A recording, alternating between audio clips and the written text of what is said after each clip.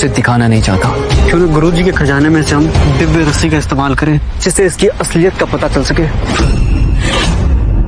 क्यों न गुरुजी के खजाने में से हम दिव्य रस्सी का इस्तेमाल करें जिससे इसकी असलियत का पता चल सके। दिव्य रस्सी उसे नहीं पकड़ सकती जिसने पवित्र चिरंजीवी हासिल कर रखा है। अगर ये उससे बच जाता है तो इसका मतलब ये है कि इसने पवित्र चिरंजीवी हासिल कर लिया है। सुनो दोस्तों, अगर आप दोनों को मेरी बात पर भरोसा नहीं हो रहा है तो आप एक काम करिए ना, आप किसी को हिमालय पर्वत पर भेजिए और मेरे गुरुजी को बुला दीजिए और वहीं इस बात का प्रमाण देंगे। हिमालय पर्वत यहाँ से हजारों किलोमीटर दूर है।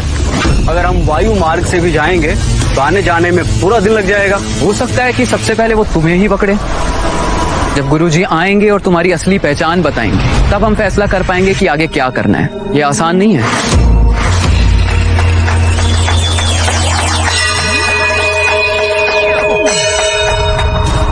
देखिए, मैं आपके गुरुजी का शिष्य हूँ, ये बताओ अच्छा नहीं है। अगर तुम सच में वो ही अर्जुन हो जिसे हमारे गुरुजी ने बुलाया है तो हमें सजा जरूर मिलेगी।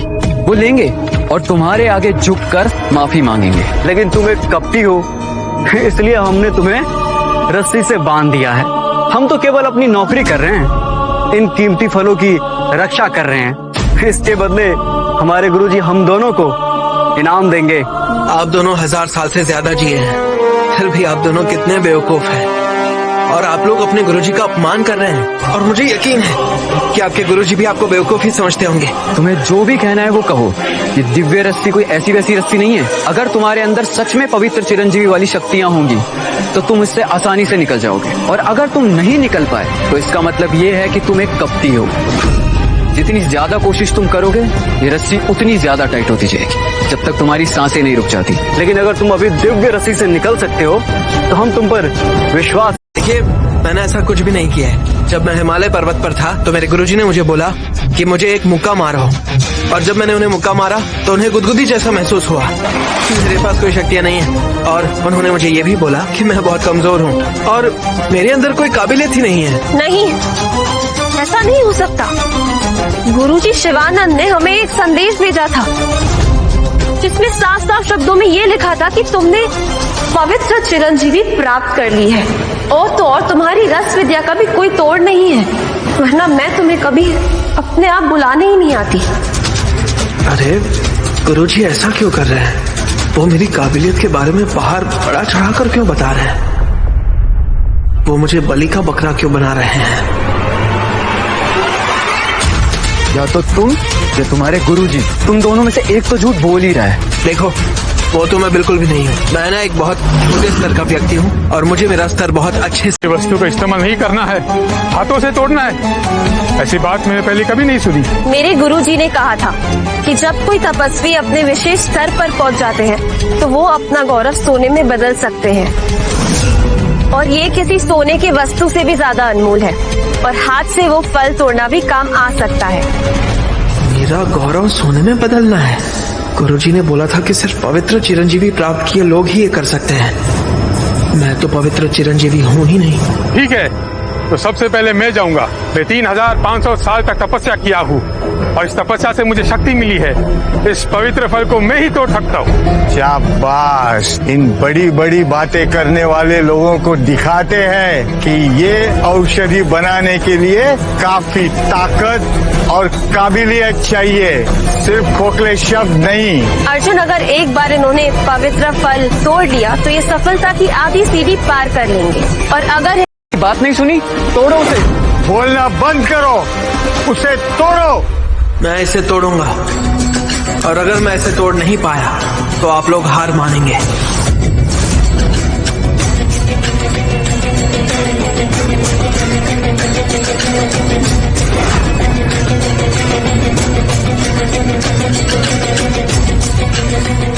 मैंने कहा था ना कि मैं इसे नहीं तोड़ पाऊंगा।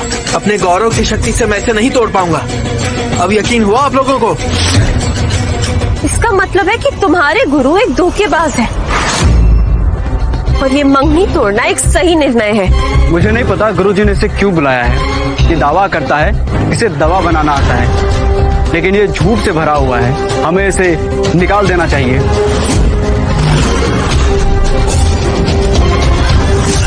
हाँ, ये तो यहाँ तक कि 2 पवित्र चिरंजीवी भी इस पवित्र फल को नहीं तोड़ पाए। पवित्र फल तोड़ते हैं तो असर वही होता है जैसे सोने के वस्तु से चूरा हो। मुझे तो लगता है ये वही बेईमान संप्रदाय से है। अगर ये सच है तो मैं ऐसे पवित्र चिरंजीवी को नहीं मानता। सोने का पानी, शरीर को सोने के पानी से शुद्ध करना। देखिए, मैं आपसे यहाँ मुकाबला करने नहीं आया। मैं एक बार शैव संप्रदाय के गुरुजी के लिए औषधियाँ बना लूं, उसके बाद मैं यहाँ से चला जाऊंगा। अभी हमारे पास फल है और जल्द से जल्द हमें ये औषधि बनाना शुरू करना चाहिए। अगर तुमने सच में अपना शरीर सोने से शुद्ध कर रखा है तो तुम दिव्य औषधि नहीं बना पाओगे और गुरु मयूर की बात सच निकलेगी। और अगर सच में मैंने औषधि बना ली तो? अगर तुमने सच में ये औषधि बना ली तो ये साबित हो जाएगा कि तुम सच में एक पवित्र चिरंजीवी हो। और अगर तुम किसी और लड़की के साथ सोए भी हो तो मैं वो बात भुला लूंगी और तुमसे शादी करने के बारे में सोचूंगी। तुम सच में पवित्र चिरंजीवी हो तो हम तुम्हारे पवित्र फल तोड़ते हैं तो असर वही होता है जैसे सोने के वस्तु से चूरा हो। मुझे तो लगता है ये वही बेईमान संप्रदाय से है। अगर ये सच है तो मैं ऐसे पवित्र चिरंजीवी को नहीं मानता। सोने का पानी, शरीर को सोने के पानी से शुद्ध करना। देखिए, मैं आपसे यहाँ मुकाबला करने नहीं आया। मैं एक बार शैव संप्रदाय के गुरुजी के लिए औषधियाँ बना लूं, उसके बाद मैं यहाँ से चला जाऊंगा। अभी हमारे पास फल है और जल्द से जल्द हमें ये औषधि बनाना शुरू करना चाहिए। अगर तुमने सच में अपना शरीर सोने से शुद्ध कर रखा है तो तुम दिव्य औषधि नहीं बना पाओगे और गुरु मयूर की बात सच निकलेगी। और अगर सच में मैंने औषधि बना ली तो? अगर तुमने सच में ये औषधि बना ली तो ये साबित हो जाएगा कि तुम सच में एक पवित्र चिरंजीवी हो।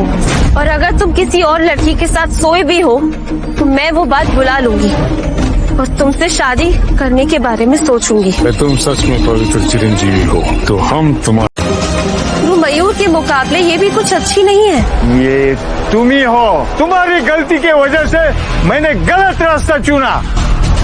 मैंने आधी औषधि जलाकर कोयले में बदल दी। अरे अरे अरे अरे, संभाल के बोलिए, मुझे बदनाम मत करिए। मैंने तो बस मदद करनी चाहिए थी। तापमान कम था, किसे पता था कि आप आग की लपटों से उस औषधि को जला ही देंगे। और आप मुझे कैसे इसका जिम्मेदार ठहरा सकते हैं? मैं ही पागल था जो मैंने उसकी बात मानी। अब इस अग्नि कुंड में एक ही अजपा की दिव्य औषधि बची है। अब हमारी आखिरी उम्मीद है एक सही औषधि बनाने की। तो बताइए, अगला कौन आ रहा है? मैं बनाऊंगा। मैं बनाऊंगा। चलो भी, अब आप लोग क्या कर सकते हो? आपका कई हजारों साल पुराना भृंगराज और पक्षी का खून इस औषधि में इस्तेमाल हो चुका है। अब आप इस दिव्य मैंने औषधि बनाने की प्रक्रिया कुछ ग्रंथों से खुद ही सीखी है। असंभव। दिव्य औषधि बनाना एक गंभीर कार्य है। कोई इसे बिना गुरु के सीख नहीं सकता। अनादि काल से इसे कोई भी बना नहीं पाया। अगर ये कोई गुप्त प्रक्रिया नहीं हुई तो ये जरूर कोई घटिया चाल होगा। शैव संप्रदाय इसे कभी मंजूर नहीं करेगा। तुम इसे बनाने में सिर्फ अग्निकुंड का ही इस्तेमाल कर सकते हो। अगर आप लोग मुझे लोहे के बर्तन नहीं देंगे तो ये अग्निकुंड उससे कुछ ज्यादा ही अच्छा लग रहा है। अगर मैं औषधि लोहे के बर्तन में बना सकता हूँ तो मैं वही औषधि इस अग्निकुंड में भी बना सकता हूँ। दिव्य कन्या रंभा, गुरुजी की स्थिति अभी ठीक नहीं है। क्या इस पर भरोसा करना ठीक होगा? मुझे लग रहा है कि इसमें जरूर कुछ खास है। इसका परिचय भी कुछ रहस्यमयी है। हमें इस पे भरोसा करना होगा, लेकिन पूरी तरह नहीं। अगर ये दिव्य औषधि बना पाता है तो बहुत अच्छी बात है, और अगर नहीं तो हमारे पास नवरस के 2 दिग्गज हैं। हम फिर से शुरुआत करेंगे। चिंता मत करो, मैंने सारे ग्रंथों को बहुत दिल से पढ़ा है। मैं दिव्य औषधि आसानी से बना लूंगा। और रही बात इन दोनों दिग्गजों की, आप इतनी दूर से आए हैं तो अंधेरा होने से पहले आपको चले जाना चाहिए। तुम घमंडी लड़के, ये औषधि बनाने की प्रक्रिया हमारे ऊपर छोड़ दो। तुम बस हमारी विद्या के बारे में थोड़ा जानो। अगर तुम खरी औषधि बना पाए तो वो हमारी बेइज्जती होगी। हमने चिरंजीवी बनने और रस बनाने की प्रक्रिया में हजारों साल पढ़ाई की है। चिरंजीवी या नवरस, बहुत लोग इनकी राह पर चलते हैं, लेकिन आपने और इतना महान ज्ञान होने से उनका गौरव सोने में बदल गया। वो ये एक फल क्यों नहीं तोड़ पा रहे हैं? गुरु मयूर, ये पवित्र पेड़ धरती और स्वर्ग के तत्वों से बना हुआ है। जब तक आप इसे अपना सब कुछ नहीं देते, तब तक ये तोड़ नहीं पाएंगे आप। ठीक है,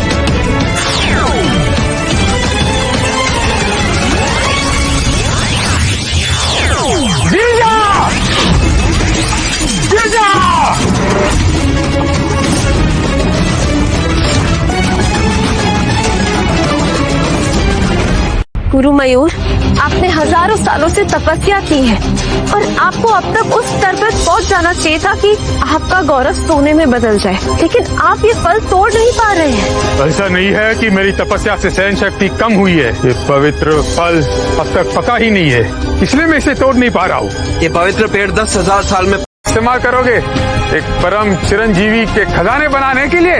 तुम दिव्य औषधि बना रहे हो या कोई खिचड़ी बना रहे हो? हाँ हाँ, मैं आप सबको तो बताना ही भूल गया कि मैंने नवरस की संजीवनी एक लोहे के बर्तन में ही बनाई थी। बकवास है, तुम एक मूर्ख लड़के हो, तुम्हें कुछ पता भी है? नवरस का संजीवनी अमृत बहुत कीमती है। ये एक तुच्छ लोहे के बर्तन में कैसे बनाया जा सकता है? हाँ, ये सच बोल रहे हैं। मैंने आज तक किसी को नहीं सुना कि ये दिव्य औषधि लोहे के बर्तन में बना रहे हैं। तुम्हें हमारा शैव संप्रदाय मजाक लग रहा है?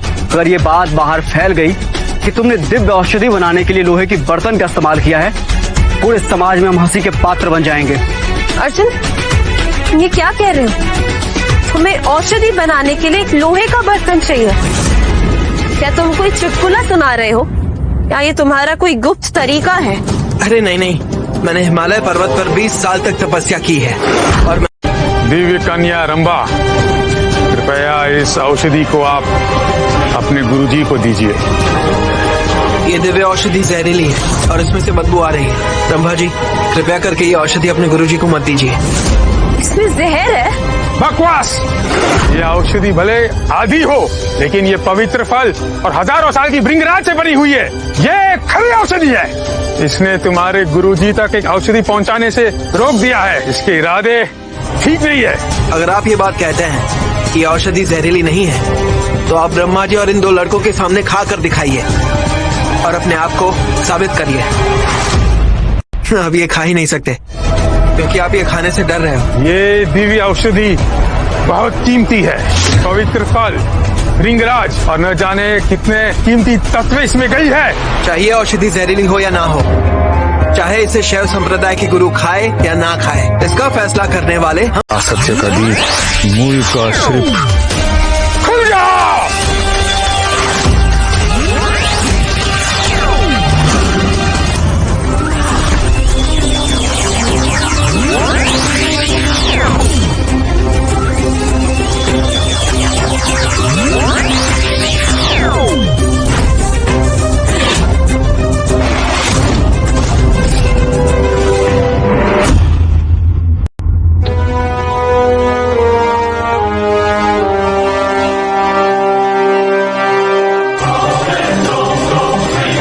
दिव्य रोशनी बाहर आ गई है और अब हर जगह दिव्य रोशनी फैली है। दिव्य रोशनी अब लगभग तैयार ही है। तुमने पवित्र फल तो तोड़ा, तुम्हें काबिलियत भी है, लेकिन क्या तुम औषधि बना सकते हो? चाहे ये दिव्य औषधि आदि हो, लेकिन ये दिव्य औषधि खरी है। कि इस फल को तोड़ने के लिए आपकी शक्ति काफी है। 2 रस विद्या के ज्ञानी भी इस फल को तोड़ नहीं पाए, तो हमारे पास तो कोई रस विद्या के लिए मार्गदर्शन भी नहीं है। लगता है कि आज हम औषधि नहीं बना पाएंगे। ये तो इतने महान रसायन शास्त्री भी ये फल तोड़ने में नाकाम रहे, लेकिन आपने कहा था कि आप दिव्य औषधि बना सकते हैं, तो आपके लिए तो ये फल तोड़ना आसान होगा। आज गुरु प्रभुदास और मेरा दिन है ही नहीं, बस खुद का मजाक बनवा दिया। अगर तुम कहते हो कि तुम दिव्य औषधि बना सकते हो, तो रस विद्या में भी तुम माहिर होंगे। तो तुम्हारा ज्ञान हमसे ज्यादा ही होगा। ठीक है, पवित्र फल गिरा के दिखाओ। आप दोनों ने तो 1000 सालों तक तपस्या की है ना। अगर आप दोनों नहीं इसको गिरा पा रहे तो मैं तो तपस्या की दुनिया में बच्चा हूँ, मैं भी नहीं कर सकता ये। और अगर मैं कोशिश भी करूंगा ना तो इसका कोई तुक नहीं बनता है। ये औषधि को बनाने के लिए सबसे अहम किस सामग्री का उपयोग करेंगे? तो तुम्हारा मतलब है कि अब हम सिर्फ तुमसे ही दिव्य औषधि बनाने की उम्मीद रख सकते हैं? मैं ये नहीं कह सकता कि मुझे यकीन है, लेकिन कम से कम वो एक आधी औषधि तो नहीं होगी। अगर तुम दखल अंदाजी नहीं करते तो मैं पूरी औषधि बना देता। अब मैं तेरे टुकड़े टुकड़े करूंगा। गुरुजी, शैव संप्रदाय एक धार्मिक जगह है और किसी की इतनी मजाल नहीं है कि वो यहाँ लड़ाई कर सके। रहने दो गुरु प्रभुदास। 1000 साल के नवरस की विद्या के बिना कोई भी दिव्य औषधि नहीं बना सकता। और ये तो एक जवान लड़का है, ये क्या कर लेगा? हम इससे एक मौका दे देते। बना दो दिव्य औषधि। ठीक है, मैं उसे थोड़ी देर जीने देता हूँ। अगर वो औषधि नहीं बना पाया तो दिव्य कन्या रंभा भी उसे बचा। तुम्हारे दिव्य शक्ति तो कमाल के है। केवल 2 उंगलियों की ताकत से पूरे पेड़ को तुमने हिला दिया। अब पवित्र फल तो गिरने ही वाला है। बासु, जाओ, जाकर थाली लेकर आओ। इस फल को गिरने से पहले पकड़ना होगा।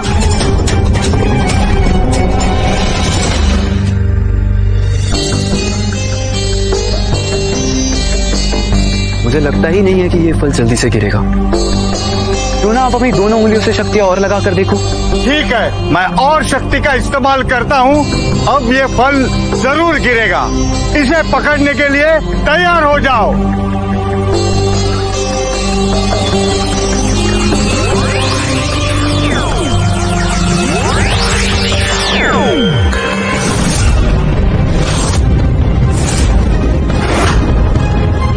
मुझे नहीं लगता इन्होंने दिव्य औषधि सफलता पूर्वक बना ली तो तुम शैव संप्रदाय के किसी काम के नहीं रहोगे और फिर मैं तुमसे हिसाब किताब करूंगी।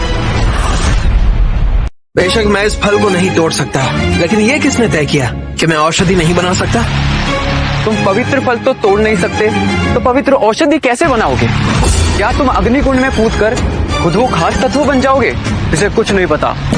अगर ये कूद भी गया तो इसे कुछ नहीं होगा। इनको औषधि बनाने का अवसर ही नहीं मिलेगा।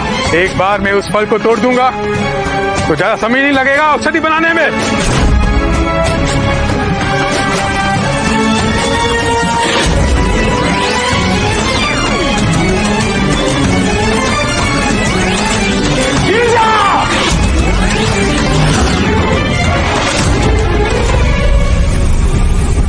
अजीब है, गुरु मयूर की इतनी कड़ी तपस्या नहीं हो सकता। फल का गिरना उसका काम नहीं है। उसके थपथपाने के बाद ही तो फल गिरा था, साफ दिखा है। आप कैसे कह सकते कि इसका श्रेय उनका नहीं है? ये पवित्र फल गिराने के लिए कईयों ने आजमाइश की। मैंने भी अपनी दिव्य शक्ति का प्रयोग किया, पर यह पवित्र फल पहले से ही अस्थिर था। जब वो पास आया, उसने हल्की सी थपथपी दी, तब वो स्वाभाविक रूप से गिर गया। ये फल गिराने का किसी को श्रेय नहीं मिलना चाहिए। गुरु प्रभुदास की बात में दम है। मुझे भी लगता है कि ये फल मेरे हाथ से नहीं गिरा था। ये साबित करना कि तुमने ही ये फल तोड़ा है बहुत आसान है। बस एक और फल तोड़ दो। ये भी ठीक है, मैं एक और फल गिरा दूंगा। अगर मैं एक और फल गिरा पाया तो ये साबित करता है कि मेरे गुरुजी ने मुझसे झूठ कहा। मैं वापस जाकर जरूर उनसे पूछूंगा। ठीक है, मैं फिर से करता हूँ। लेकिन अब लग रहा है वो सही कह रही थी। मेरा प्रणाम स्वीकार कीजिए गुरु अर्जुन। जाइए गुरु प्रभुदास, आप इसे परम चिरंजीवी मानने से रुक जाइए।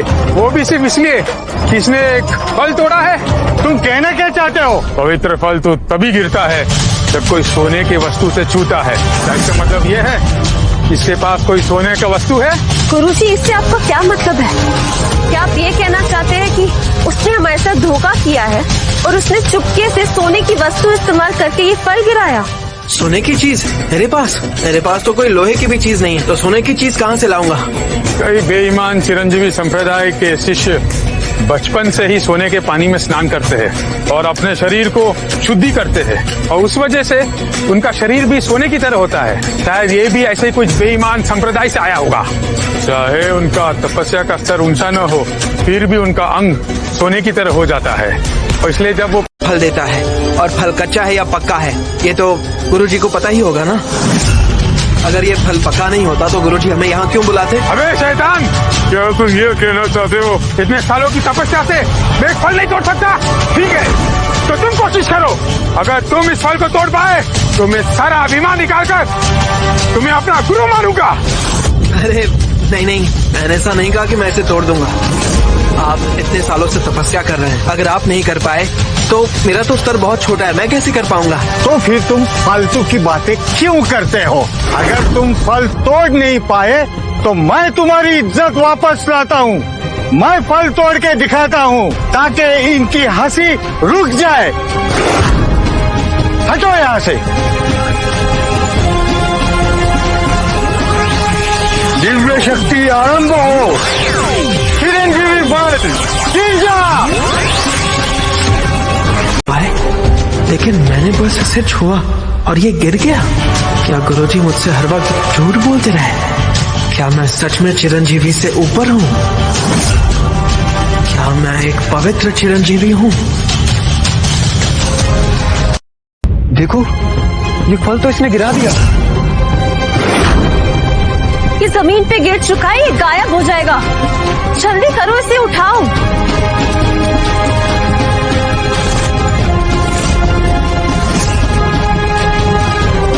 इस पेड़ पर 10,000 साल में सिर्फ 3 फल उगते हैं और तुमने एक गिरा करके इसको वेस्ट कर दिया। कोई बात नहीं, ये एक फल गिर चुका है, लेकिन अब हमें एक पवित्र चिरंजीवी मिल चुका है। अब हमें दिव्य औषधि बनाने की उम्मीद है। हमारे गुरुजी अब ठीक हो सकते हैं। इतनी थपथपी से इसने पवित्र फल को गिरा दिया? अरे ये तो नौजवान है। क्या तुम ये कहना चाहते हो कि इसकी तपस्या हमारे तपस्या से भी महान है? असंभव। हम कौन होते हैं? दिव्य कन्या रंभा यहाँ है। ये एक समझदार औरत है और इसका फैसला भी यही लेंगी। दिव्य कन्या रंभा, गुरुजी का स्वास्थ्य बहुत जरूरी है। क्यों ना हम पहले तीनों औषधियों को पूरा बना लें, फिर खरी औषधि चुनकर गुरुजी को दे देंगे। हम वासु की बात से सहमत हैं। एक बार जब सभी दिव्य औषधि बनकर तैयार हो जाएगी, तब हम गुरुजी के सामने प्रस्तुत करेंगे। उसके बाद कौन सी औषधि जहरीली है और कौन सी खरी, इसका फैसला गुरुजी ही लेंगे और फिर सही और गलत का फैसला हो जाएगा और सबका पर्दाफाश हो जाएगा। नालायक लड़के, तुम रू संप्रदाय और शैव संप्रदाय का रिश्ता खराब करना चाहते हो। मैं ये रंजिश कभी नहीं भूलूंगा। मैं तुम्हें ऐसे जाने नहीं दूंगा। पूरे रुद्र चिरंजीवी संप्रदाय को आप मत घसीटिए। मुझे कभी ऐसा लगता नहीं है कि रुद्र संप्रदाय शैव संप्रदाय के लोगों को हानि पहुंचाएगा, लेकिन आप, वो तो एक अलग ही कहानी है। मैं तो निर्दोष हूँ। जब तुम दिव्य औषधि नहीं बना पाओगे तब मैं देखूंगा कि तुम क्या कहते हो। इस लड़के के साथ बहस करना तुम्हें शोभा नहीं देता।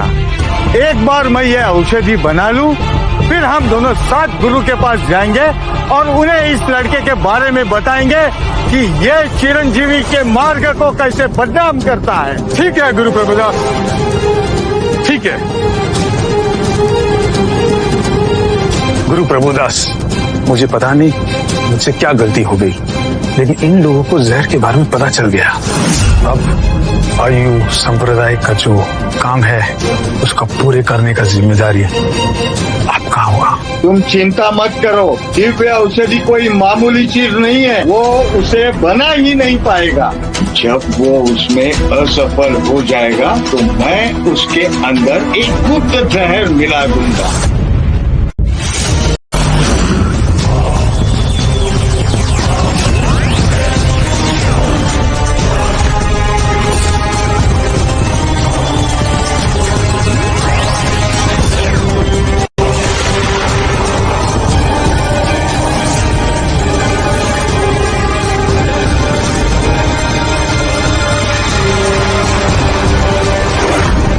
संप्रदाय के प्रमुख से मैंने एक सौदा किया था कि हम शायद संप्रदाय के हम गुरु को रहने नहीं देंगे।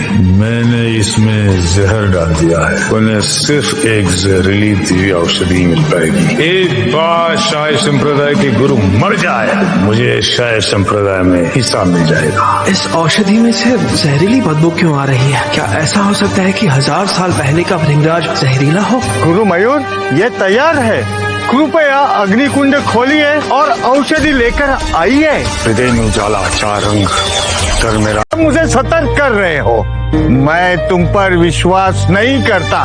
मेरी दिव्य औषधि बनकर तैयार है। हमें अभी अग्निकुंड को खोलना चाहिए।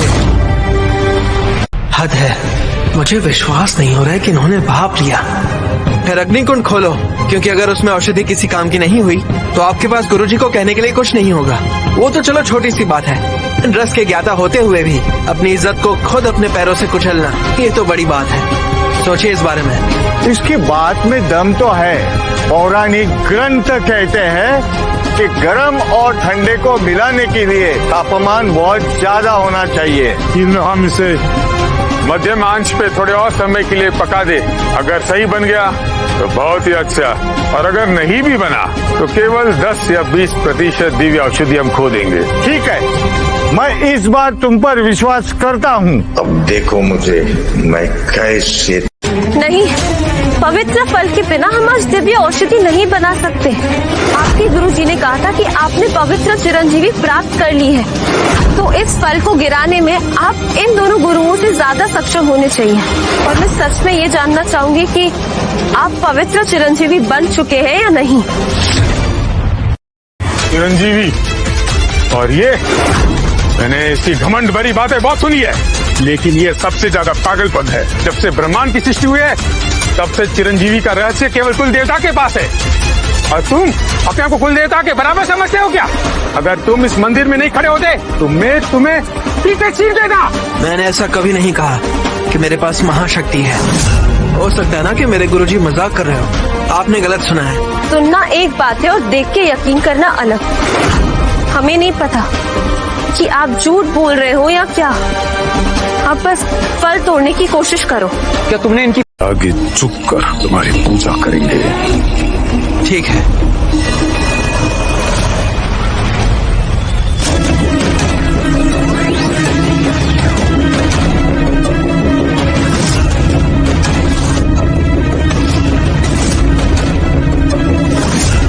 ये फल अग्निकुंड में है। अब देखते हैं कि कौन पहले औषधि बना सकता है। गुरुजी, पहले आप। चाहे हम पवित्र फल नहीं तोड़ पाए, लेकिन जब दिव्य औषधि बनाने की बात आती है तो हम उसमें माहिर है। हम नवरस के गुरु के शिष्य है। हम रस विद्या के सच्चे विद्वान है। तुम हमसे मुकाबला नहीं कर पाओगे। ये दिव्य औषधि मेरे द्वारा बनाई जाएगी। मुझे इसमें सफलता प्राप्त होगी। तुम्हें दिव्य औषधि बनाने का मौका ही नहीं मिलेगा। अगर मैं तुम्हारी जगह पे होता तो कभी का भाग चुका होता। यहाँ पर रहकर सिर्फ शैव संप्रदाय के गुरु का आक्रोश ही पाओगे। तीनों लोकों में विशेष है।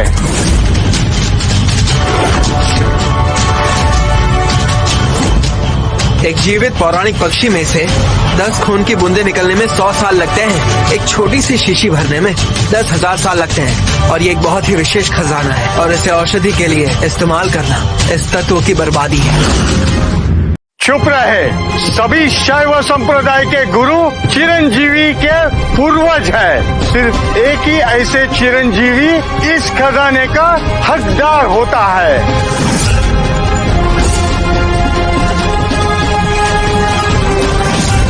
ये गुरुजी को क्षति नहीं पहुंचा सकते। मैं इस औषधि को बनने ही नहीं दूंगा। लेकिन अब मैं करूं भी तो क्या करूं? इस अग्निकुंड में दिव्य औषधि बनकर तैयार हो गई है। कुछ मिनटों में ही ये सामने आ जाएगी। मेरे पास एक योजना। पहले बार तो सिर्फ किस्मत से मिला है। एक ऐसा फल जो वैसे भी गिरने वाला था। इस बार ये कामयाब नहीं होगा, देख लेना। अगर इसके जैसा कच्चा खिलाड़ी फल गिरा सकता है तो हमने तो हजारों साल यूं ही बर्बाद कर दिए।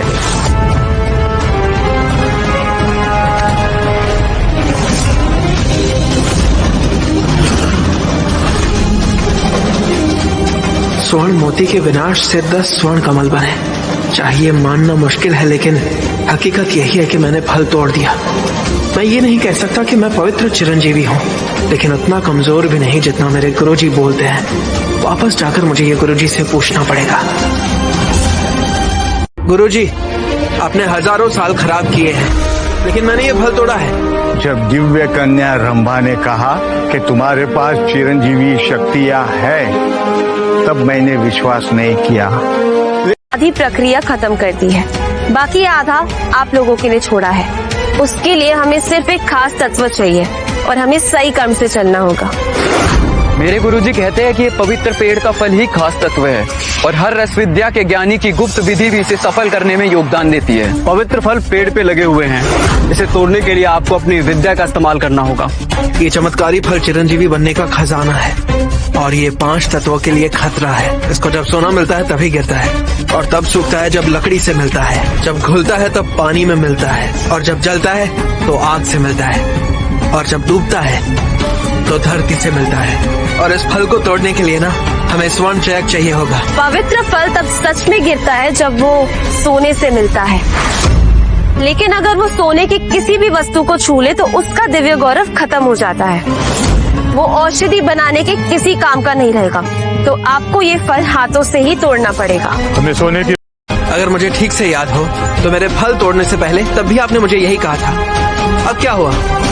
ठीक है, मैं इसे अपना हाथ स्वीकार करवा के ही रहूंगा। पवित्र फल तो अग्निकुंड में है। मैं अपने शाही संप्रदाय के भृंगराज का इस्तेमाल करूंगा, जो इसमें खास तत्व होगा। मैं दिव्य औषधि लाऊंगा। ये तो 1000 साल पुरानी भृंगराज है। ये उतना ही महत्वपूर्ण है जितना पवित्र पेड़ का फल। अगर कोई इसे चाटेगा तो वो 36,000 साल तक जिएगा, और अगर तुम इसे चखोगे तो तुम 33वें स्वर्ग में जाओगे। तीनों लोकों में सिर्फ ये 9 है। अगर ये खास तत्व रहेगा तो ये दिव्य औषधि जल्दी बन जाएगी। ये कितनी अद्भुत वस्तु है।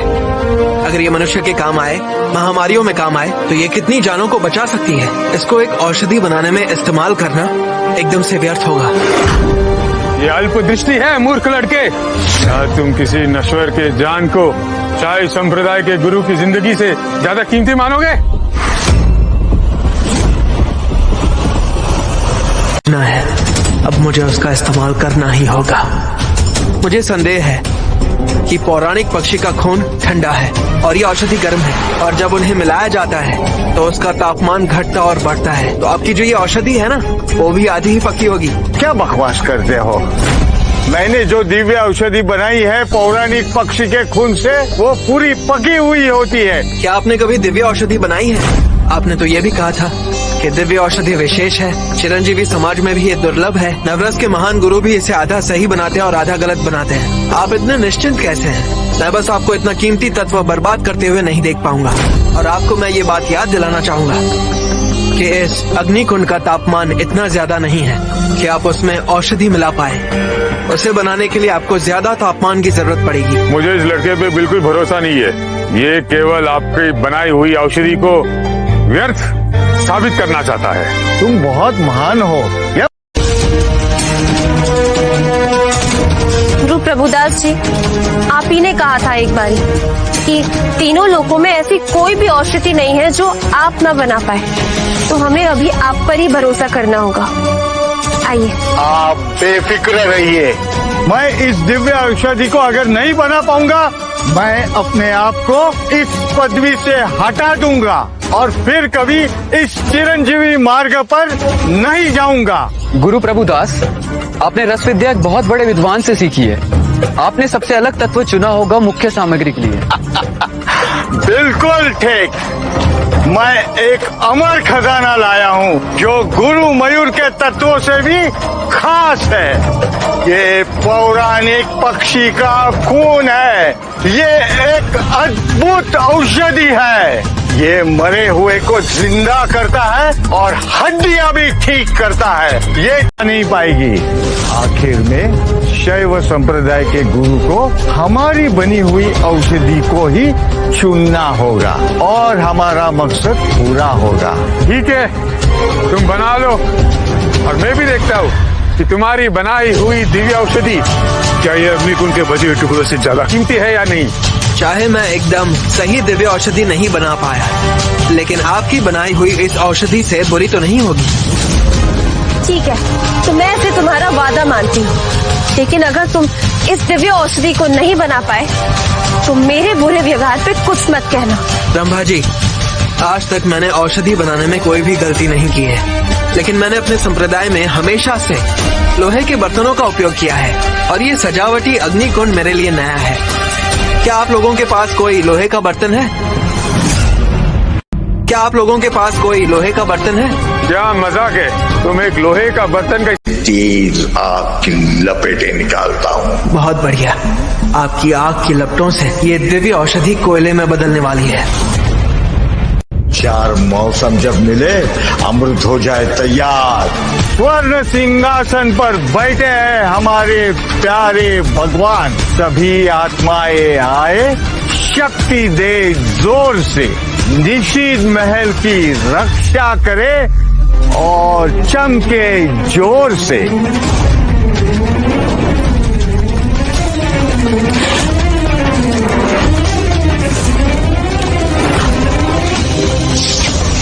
ये दिव्य औषधि बनकर तैयार है। मैंने सोचा नहीं था कि ये शैतान लड़का सही निकलेगा। गुरु प्रभुदास, आपकी बनाई इस दिव्य औषधि का रंग अजीब क्यों है? ये तो सिर्फ आदि ही है। देंगे, इससे हमें अपनी दिव्य रस्सी ले लेनी चाहिए और इसे तो धक्के मार के यहाँ से बाहर निकालना चाहिए।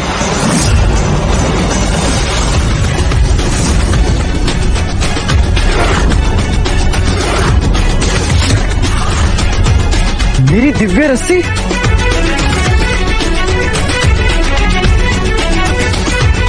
दोस्तों, मेरी बात पर भरोसा करो। अगर मैंने बल का प्रयोग किया होता तो ये रस्सी टूट चुकी होती। अब तो मेरी बात पर भरोसा करोगे? तुम झूठ बोल रहे हो। ये दिव्य रस्सी एक दिव्य हिस्सा है और ये बहुत मजबूत है। अगर तुम पवित्र चिरंजीवी नहीं हो तो तुम इसे कैसे तोड़ सकते हो? तुम्हारे अंदर पवित्र चिरंजीवी की शक्तियां हैं, तभी तुम इतनी आसानी से निकल पाए। हमारे खजाने को बर्बाद करने की क्या जरूरत थी? मैंने तो बस थोड़ा सा दम लगाया था और वो खुद ब खुद टूट गई। ये दिव्य रस्सी तो टूट गई। अगर गुरुजी और देवकन्या रंभा को पता लगा तो वो मुझे कड़ी से कड़ी सजा देंगी। मंदिर सुकून का स्थान होता है। कर लेंगे। मैंने कितनी बार आपको बोला है ना कि मैं चिरंजीवी नहीं हूँ। आप मुझसे कैसे उम्मीद कर सकते हैं?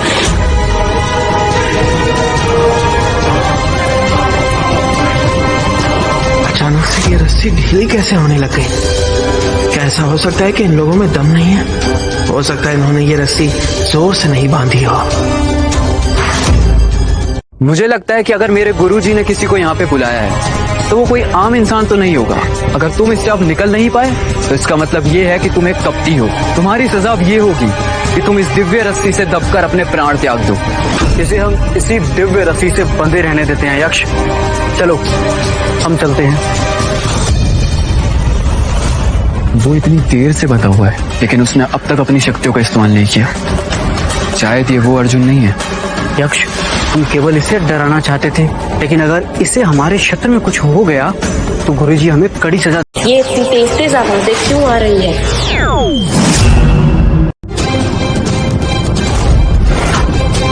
रंभा जी, इसमें इस लड़के की गलती है।